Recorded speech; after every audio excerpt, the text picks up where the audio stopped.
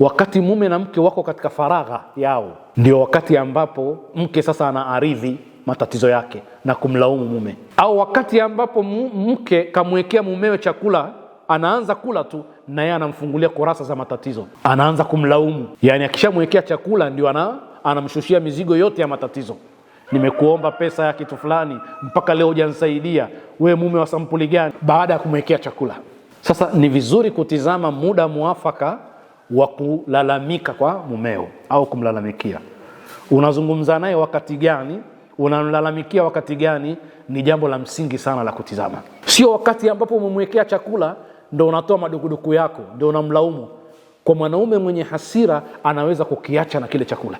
Kula basi wewe. Kwa sababu wakati huu wa starehe ya chakula au wakati wa starehe ya unyumba ndio wakati wa kueleza matatizo yako, au na dimandi zako ndio wakati wa kueleza. Mwache atulie, mnazungumza mazungumzo ya kawaida kwa uslubi mzuri, mueleze kero zako. Kwa hiyo ni vizuri sana uchague wakati wa kueleza matatizo yako.